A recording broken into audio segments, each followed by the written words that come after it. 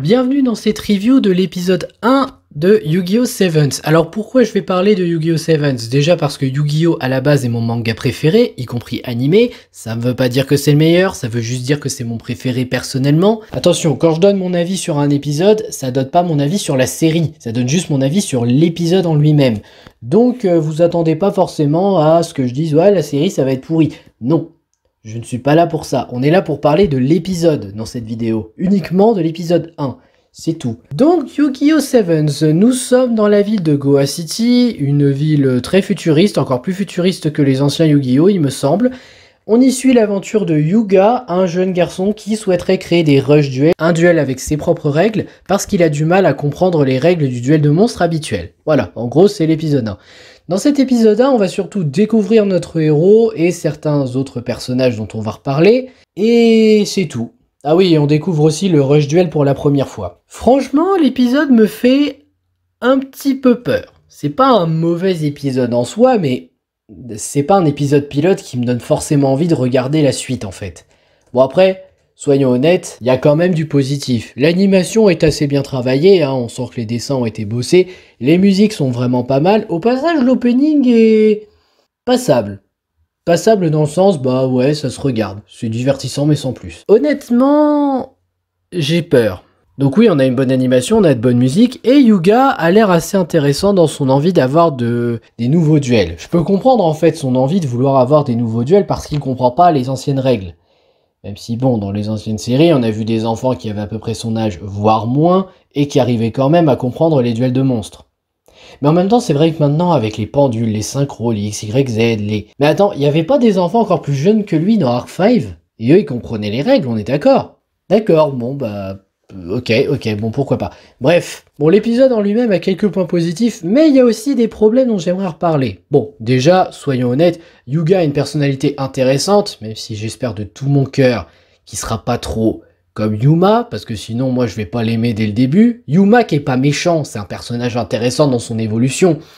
Mais au début, Yuma, moi personnellement, il m'a saoulé. C'est aussi pour ça que j'ai pas continué Zexal à la base.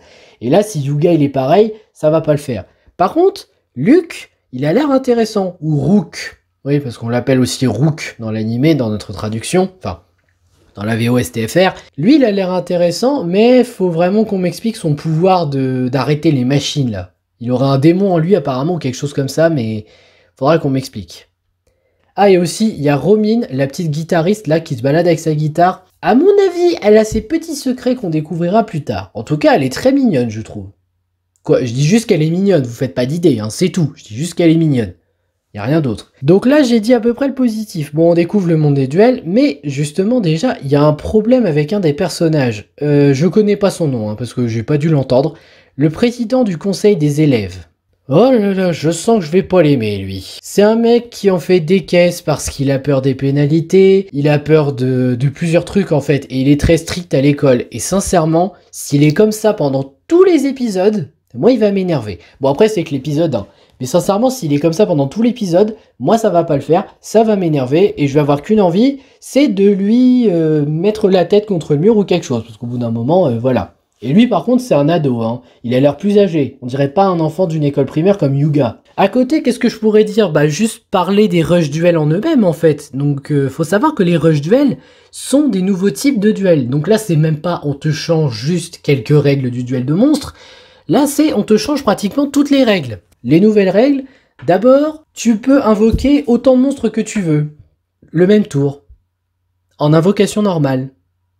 Je veux pas faire mon rabat-joie, mais si on disait invocation normale en un tour seulement, c'était pour une bonne raison. Et là, on est en train de me dire qu'on peut en faire 3 en un tour. Ok? Alors ça, déjà, si ça vient dans la vraie vie, ça va poser problème. Ensuite, on a, et là, bon, ça encore, je peux pardonner, la diminution de terrain. On a plus 5 zones magie piège et monstres. On a 3 zones. Bon, ça en soi, je peux comprendre et je peux peut-être un petit peu l'accepter. D'ailleurs, Vrains, il me semble qu'ils avaient déjà fait ça. Mais eux, l'excuse, c'est que c'était pour les duels en véhicule. Alors que là, c'est juste pour des duels normaux, en fait. Bon, là, c'est ça, c'est dit. Je voulais juste en parler rapidement. Par contre, la règle qui me choque le plus, c'est quand même la dernière. Si tu n'as plus de cartes en main, tu peux tirer pendant ton tour pour avoir jusqu'à 5 cartes dans ta main. Ok, donc en clair, là, c'est Yu-Gi-Oh! Mais c'est Yu-Gi-Oh! Pour les noobs, en fait, si j'ai bien compris. Non, parce que là, clairement, les nouvelles règles, pour l'instant, hein, c'est n'importe quoi. Non mais si, c'est n'importe quoi. Je suis désolé. La diminution de zone, ok. Mais là, tu peux faire autant d'invocations normales que tu veux pendant ton tour du moment que tu as les cartes en main. Et surtout, tu peux piocher jusqu'à 5, ce que tu aies 5 cartes en main pendant ton tour. Non mais là, ça va quand même un peu loin, hein. Et puis vous imaginez les decks Exodia avec ce genre de gel? Non mais alors là, ça va être encore pire. Ça va traîner encore moins. Les mecs, ils vont tirer. Ils vont faire, ah bah voilà, j'ai gagné en un tour. Hop. Non mais sérieusement, bon après c'est vrai que je suis pas énervé, hein, j'en parle juste comme ça, mais sincèrement, les rush duels là, je les sens vraiment pas. Et j'espère que ça sera pas dans la vraie vie pour les futurs tournois de Yu-Gi-Oh! Parce qu'il faut savoir qu'il y a des tournois avec des vrais joueurs, des vraies cartes. J'espère qu'on n'aura pas ces règles là. Non parce que là ça va chambouler puissance 1000. Hein. Limite tout ce qui est pendule, synchro, XYZ, Link même. Ah Link encore ça pourrait servir. Mais sincèrement, ah mais même pas maintenant que j'y pense, le terrain a changé, donc si ça se trouve les Links sont même plus acceptés. Bon, on verra bien, hein, on n'en est pas là. Bon, en tout cas, cet épisode pilote, ça passe, mais sincèrement, ça me fait peur pour la suite. Et quand je dis peur, c'est vraiment peur. Déjà, encore une fois, j'espère que Yuga ne sera pas comme Yuma, parce que sinon je vais décrocher très vite l'animé, et je suis désolé, mais c'est vrai. Et j'espère que les rush duels, là, va y avoir des nouvelles règles ou quelque chose pour modifier la facilité. Non, parce que si c'est aussi facile, ça va pas le faire. Je veux dire, même les pendules, au moins, on a appris petit à petit et on a appris les limites. Alors oui, les pendules, ça avantage quand même un peu, mais il y a toujours des limites aux pendules. Et encore, là, je sens que les pendules et autres, ça va être très pénalisé. Mais encore faudrait-il que ça soit dans les séries. Sinon, pour un commencement de série, ça installe son univers et ça donne un peu d'intérêt pour la suite. Mais j'ai quand même un peu peur. Donc on verra. Sur ce, je vous remercie d'avoir regardé cette review de l'épisode 1 de Yu-Gi-Oh! 7. J'espère que ça vous aura plu. N'hésitez pas à liker, à partager, à vous abonner. Et je vous dis à bientôt pour de prochaines vidéos. Ciao!